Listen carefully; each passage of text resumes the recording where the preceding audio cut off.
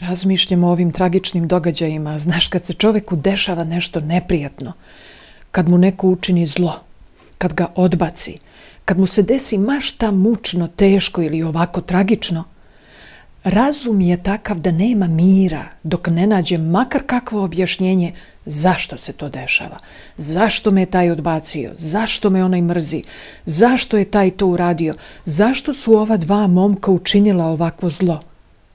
Mozak ima potrebu da poveže, obrazloži, da unese neki red u taj haos, u taj besmisao.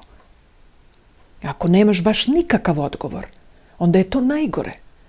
Za čovečije biće to bude još tragičnije dešavanje, jer ostaješ u besmislu nepovezanog haosa, besmislenog haosa i patnje.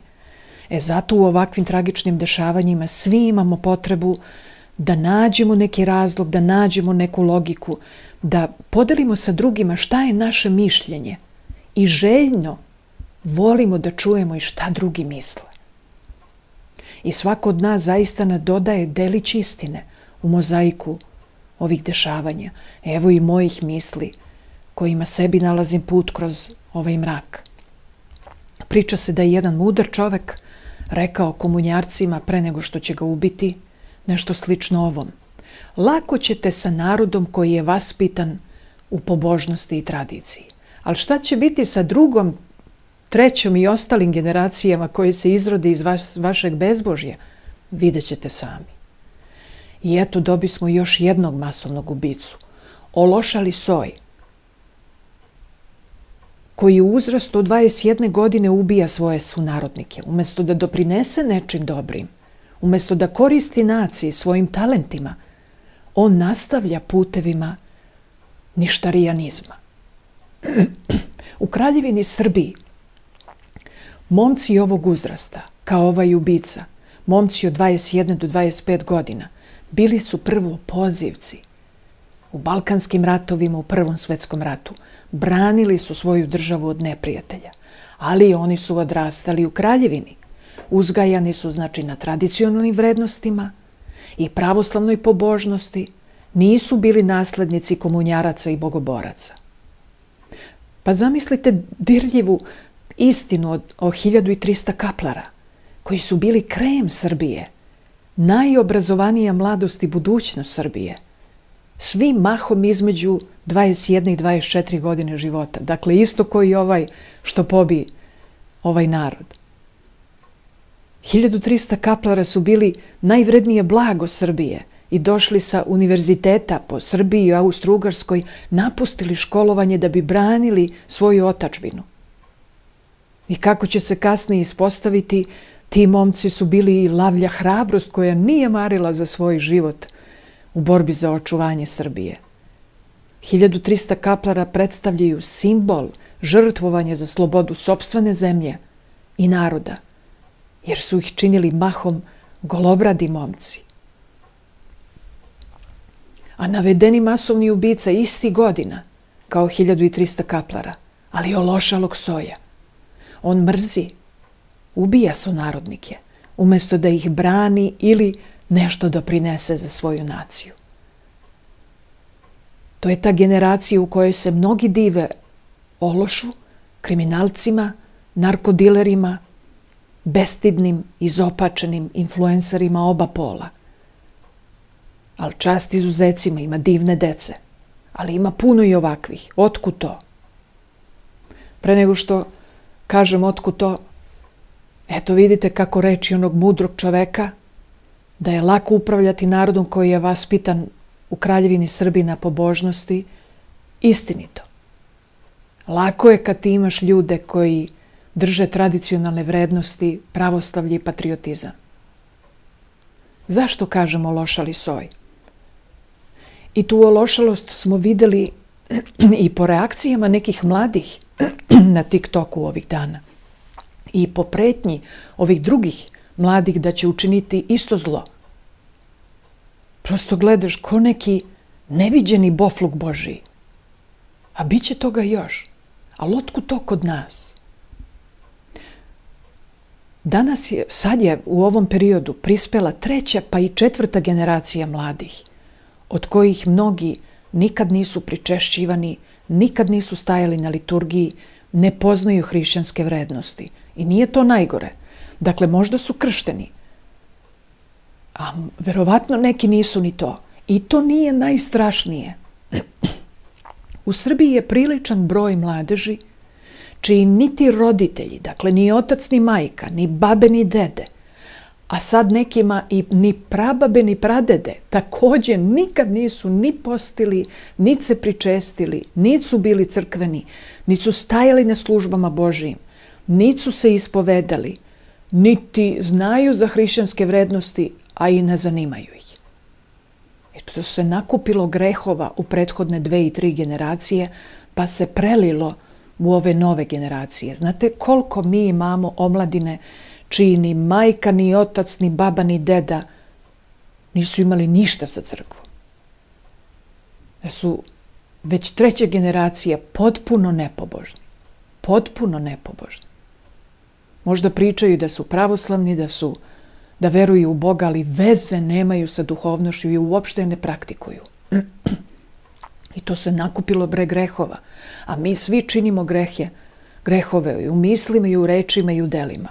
I sad zamislite kada se ko zna kakva sve nedela sakupe i za njih se nikad nije pokajalo, a ispovedalo, već da ne govorim, i to od strane roditelja i baba i deda, i onda se to prelilo na decu.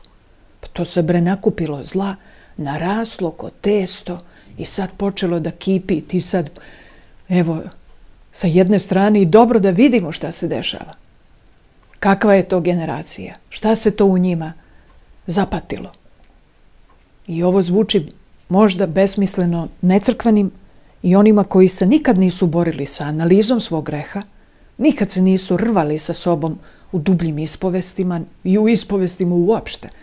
Onima koji nemaju nimalo duhovnog iskustva, a mogu reći da u našoj okolini mnogima nedostaje bilo kakvo duhovno iskustvo. Previše je necrkvenih, previše je nepoznavalaca svoje vere, onih koji samim tim ne poznaju ni patologiju greha, kakvu duhovnu bolest stvaraju gresi. Duhovnu bolest koja se prirodno stvara iz mnoštva neispoveđenih grehova, a pogotovo kroz par generacija. Pa sad je i nauka dokazala da se gresi prenose na sljedeću generaciju. I sad zamislite od prababa, od baba, od deda, ono svašta što se nije očistilo nimalo pred Bogom. Ni pošću, ni postom, ni liturgijom, ni ničim. Makar željom da se ukloni sa duša. Ne. Sveti oci tvrde da iza svakog greha stoji đavo. Tako da svaki greh koji činimo nije samo nešto što mi činimo, već tu saučestvuje i demonska sila. I zamisli kad je tako od baba i deda preko roditelja pa se slilo u tebi. Odlično znam šta pričam. Zato danas imamo toliko đavoimanih među mladima, toliko samoubica, toliko psihijatrijskih slučajeva. Nakupila se duhovna prljavština i to se da rešiti, to se može ispraviti. Treba rada, treba truda, treba vremena. Sve to Bog leči i ispravlja, ali treba mu prići. Međutim, grehom se postaje tako pomračen da se ne želi u blizinu Božiju i ne zna se da treba tamo otići. To se omalovažava. I onda se najčešće propada time što se sve dalje udaljuje od Gospoda ko svog izlečenja. I nažalost mnogi propadaju. Vidite, mnogi se ubijaju. Mnogi ne znaju gdje da nađu rešenje za pomračenje u sebi. A mi smo ko nacija stvarno daleko od Boga. Makoliko se sad može slobodno verovati, još je jako mali procenat crkvenog naroda i onih koji poznaju svoju veru i onih koji je primenjuju. I ne mora cela nacija ni da bude, ali mora da postoji neki procenat da bi nacija bila zdrava. Ogroman je broj onih koji pojma nemaju o svojoj veri, a to ih i ne zabrinjava. Nego žive niz nizvodu, onako kao što ide celo čovečanstvo, samo gledaju da se snabdeju za use, nase i podase. E sad, kad bi moglo da se prešaltujemo na proverene tradicionalne vrednosti, prvenstveno u vaspitanju, pa potom da se unapredimo u načinu življenja, da ne bude samo par i materijal, već a malo i duh, spremanje za večnost. Pa kad bi Bog dao da se dodatno vratimo na tradicionalne vrednosti u pravoslavlju, bez modernizma i ekumenizma.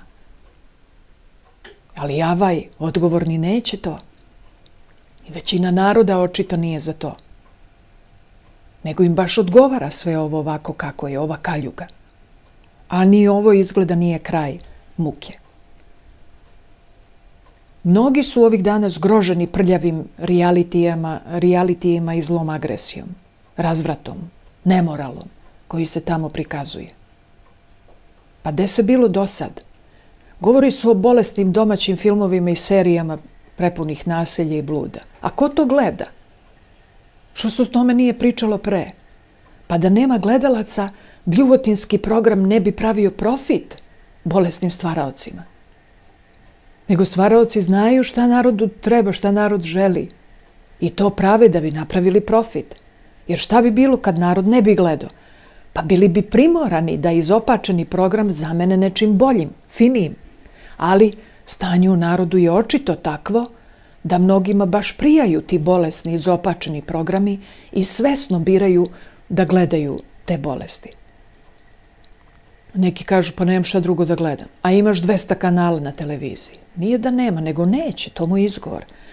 Jednom sam, dok sam živjela u Beogradu, morala ustati usred noći, oko 3 sata, probuđena bukom, da upozorim komšinicu da utiša program, da joj ne zovem policiju. Jer je ona toliko pojačala ton sa realitija dok su se agresivno svađali da sam se ja probudila iz dubokog sna, sprat iznad. A žena izgleda normalno, majka i baka. Mnogo sam se razočarala u tu osobu. Pa šta dočekujemo drugih kad ona, tako fina jedna osoba, gleda te bljuvotine po celu noć? To je to zlo neispoveđenih grehova koje se sliva sa generacije na generaciju i kipi u dušama mnogih. Dakle, vidjeli smo obrazac. Vidjeli smo kakav naraštaj dobijaš ako se vaspitava na pobožnosti i patriotskoj tradiciji, koja je podrazumevala kažnjavanje u skladu sa prestupom. Vidjeli smo kakav smo narod dobijali bez modernizma i ekumenizma u pravoslavlju. I vidjeli smo kakav smo narod dobijali kad imamo relativno čestite vladare. Sad se čini ko da je blagodat odstupila od nas. Ali ne treba se bojati. Svakog onog koji se čvrsto drži Boga, Bog će zaštititi. Ko prinuđava sebe da živi po evanđelskim zapovestima, a da bi znao šta su evanđelske zapovesti, mora čita Novi Zavet, i ko sebe prinuđava da tako reaguje na druge ljude, na život, trudi se, ustaje, pada, ali se bori, trudi se sprovoditi hrišćanske vrednosti, koji poštuje ono što određuje Majka Crkva, počevši od kućne molitve, postova sredom, petkom i 4-godišnja posta, redovnog dolaska na liturgije, pričešćivanja sa pripremom, ispovesti, izučavanje vere. Toga će zaštititi Bog ko što je Lota sačuvao usred Sodoma i spasao ga je od uništenja. Uništio Sodom, ali je spasao Lota. Zato da se ne bojimo, nego da se trudimo u Gospodu. Eto, toliko od mene i svako dobro i učvršćenje u Gospodu Hristu.